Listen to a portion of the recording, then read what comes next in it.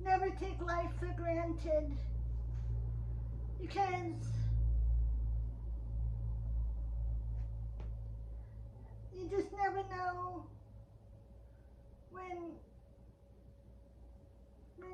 you're called home to the Lord in heaven to be with the Lord. I'm talking about this because recently I had a very bad infection, which was sepsis and pneumococcal pneumonia and pseudomonas, where the left side in my mastoid bone was infected, badly infected. And this all started on September 30th. And in the early morning hours of October 1st, around probably 5 o'clock in the morning, I was admitted to the hospital. I was in the emergency room and admitted to the hospital. My significant other came in bed at 2:30 that morning, and he realized that something was wrong when I was not responding to him, and my eyes were fixed and dilated. So he called my mom, and my mom called my godfather, and my godfather lives close to us, so he was the first one to come to the house. And when he saw how much trouble I was in, health-wise, he called 911. And I didn't wake up until I was in the back of the ambulance. And ever since that moment, that image of waking up in the back of the ambulance has scared me and given me nightmares. I can't shake it off. It's hard to shake off, and I think this moment will stay with me for the rest of my life, because it was the day I could have passed away, because sepsis is an infection that many people can die from what I've read on it, but somehow I was given a second chance at life.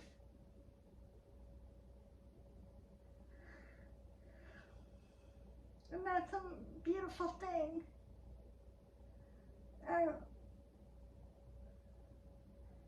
As far as feelings about what happened, I know certain people, like my godfather and my family, sometimes like to tease me about things or make jokes about certain situations that may seem funny to them, but it is not really funny, like my godfather does. And this moment of what happened and waking up in the back of an ambulance, it's going to stay with me for the rest of my life. And hopefully I can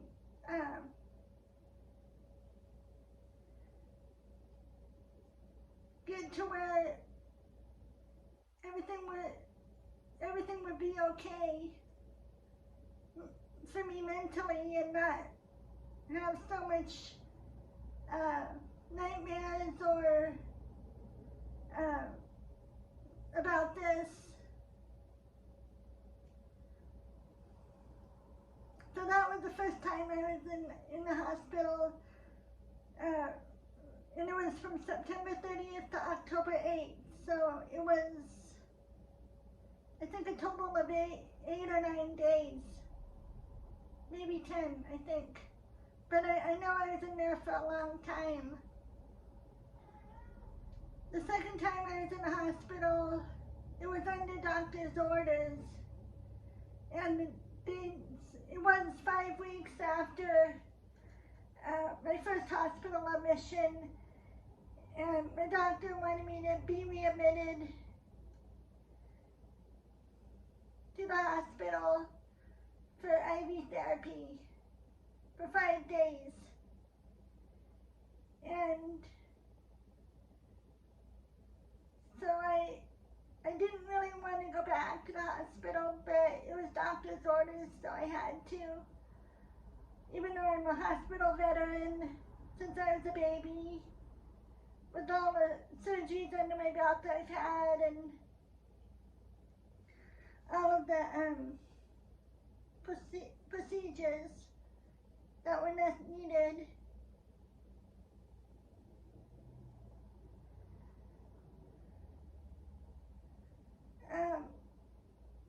And so I am winning the battle against this infection, and I have 3 more doctor appointment follow-ups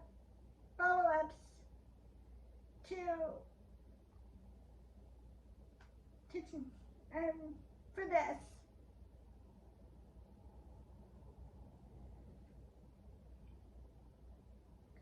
And I'm glad this is all coming to an end, because I've gone back to, ever since I got out of the hospital for the second time, I've gone back to normal life, or trying to get back to normal life, after all of my medications were done, and my doctor said I can stop taking them all. And so far it's been working pretty good. I was able to get out of the hospital in time to celebrate my birthday, which was a big thing for me, because my personal support worker got a condo through her timeshare for my birthday weekend, not long after I got out of the hospital. And this was planned way far in advance, before I knew I was going to have this big medical problem. And I'm glad I was able to go and enjoy my birthday, because it was a lot of fun, and it made me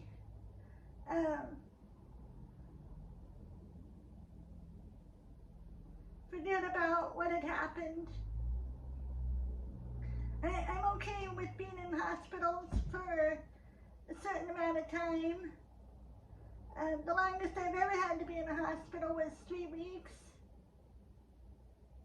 and that was the record time that I've ever had to be in a hospital. That was for my first hip replacement surgery on my right hip. And I think by the 3rd week, I was just ready to go home. And for this time, the first time I was in the hospital, I was just ready to go home after about the 6th or 7th day. Because even though I had my phone and I had all my games on my phone to play and keep me busy, and that was pretty much about it. And I did that if there was nothing good on TV in my hospital room to watch.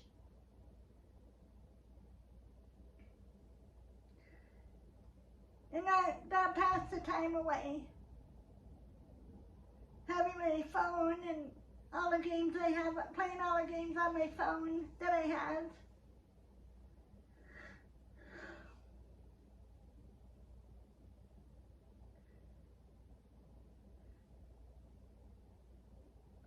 But I know since this whole medical issue happened, I'll never take life for granted, ever. And sometimes I think about the good things that have happened to me in my life, such as getting this new college chair in June, on June 28th, meeting my #1 favorite captain from Deadliest Catch, Captain Jonathan, and his wife Heather. In fact, the second time I was in the hospital, I reached out to Captain John and told him I was in the hospital, and he said, "God bless you, Heather and I will be praying." And I'm just glad that he and Heather are my good friends, even though we don't talk to each other all the time, because they're busy filming for the new season of Deadliest Catch right now, and for what episodes that are going to be shown on this show, I guess, and just busy with their everyday life, just like I am always. After both hospital stays, I went back to work, even after the first time when I was still not feeling so good, but I wanted to be back at work because I missed it there. I missed being there where I work, and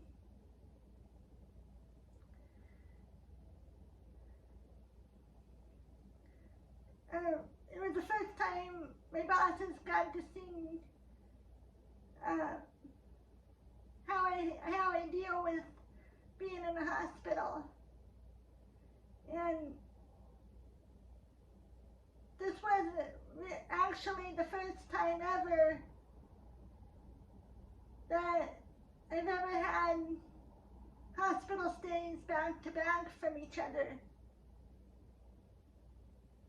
such as being admitted to the hospital for a while, being discharged, and then 5 weeks later having to go back into the hospital to spend another 5 days there for pretty much the same reason, but for IV therapy to try to kill all the bacteria from the pseudomonas.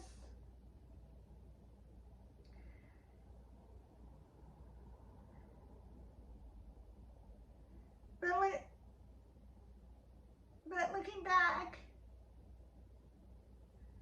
I'm just glad I made it, because I don't know what, if I had passed away, I don't know what would have happened to all my mobility equipment, my power chair, manual chair, and if my mom would have, because my power chair is brand new, and so, and if my mom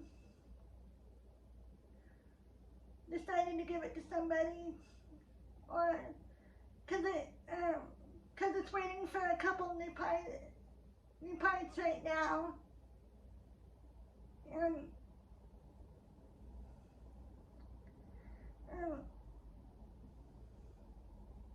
I just don't know what my mom would have done with it,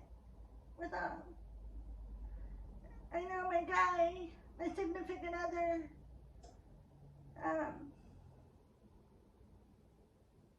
just wouldn't be able to handle himself because he loves me so much. And I love him too in my heart. But again, just never take life for granted.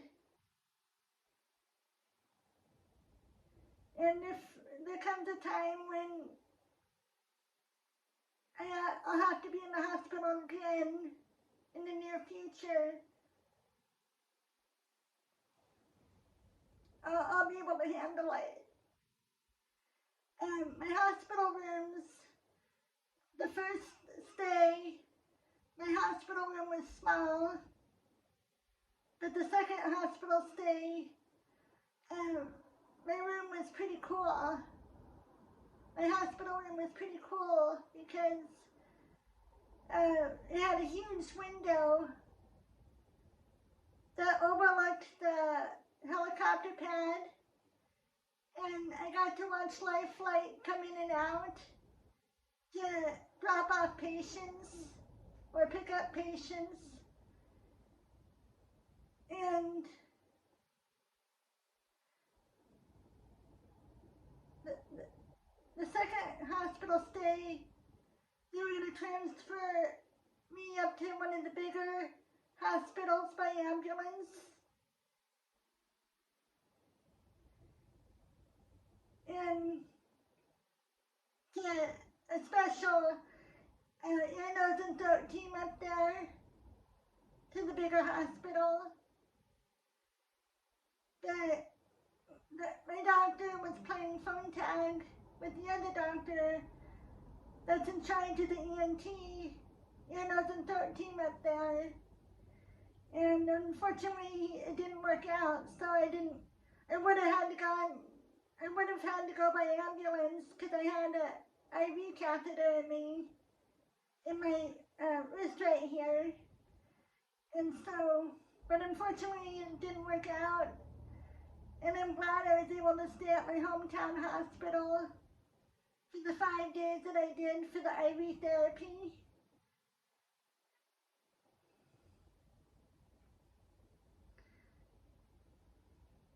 And it was good. It was all good. My first hospital stay, the CNA who was taking care of me, she took me out in a wheelchair to this place at the hospital called the Healing Garden. And it was a beautiful place. I'd never seen it before, but I've heard about it when they were doing the hospital expansion and remodel. And it's a beautiful place for patients who just wanted to get out of their hospital rooms, just get a breath of fresh air. It had a really nice waterfall that was just soothing, in a pond,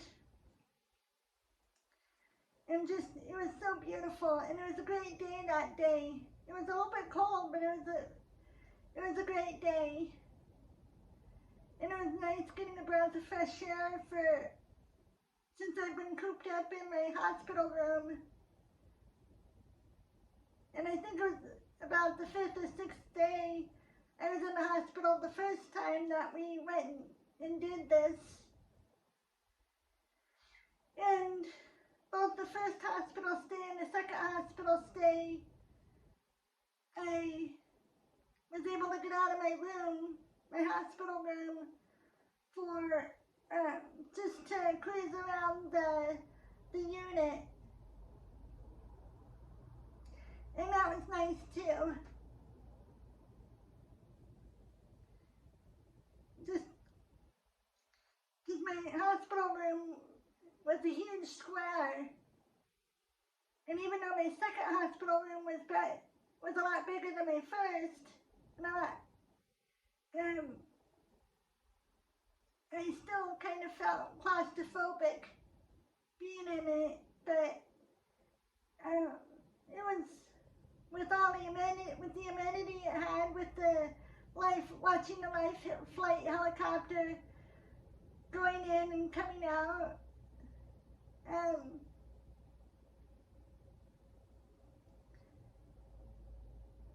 It was. I was glad that I was able to go for strolls around the unit, and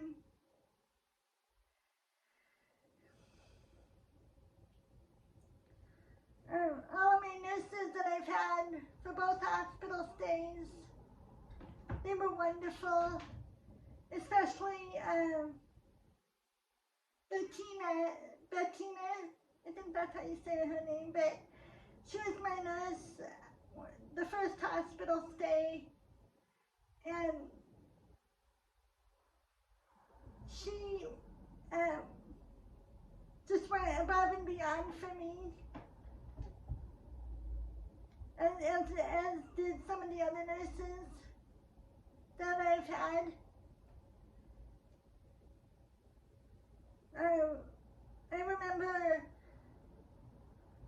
I think it was the second or third day I was in the hospital the first time, and she went and got me ice cream from somewhere. I think it was maybe the staff fridge or something, because I had just gotten out of surgery and I was hungry because I couldn't eat anything since breakfast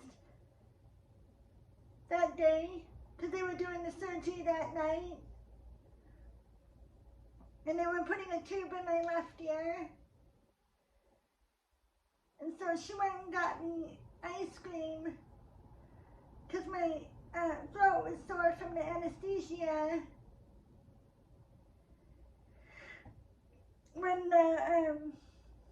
When the food service had ended, because they ended at 7,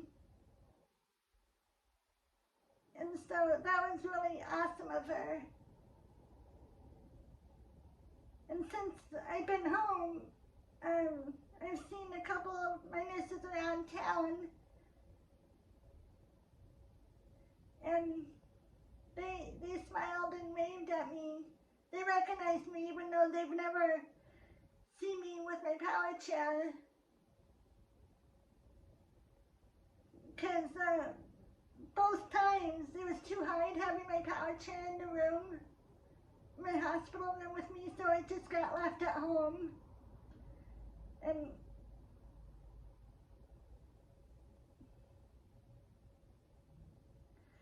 so I'm easily recognizable whether I'm using my power chair or any one of my other mobility aids.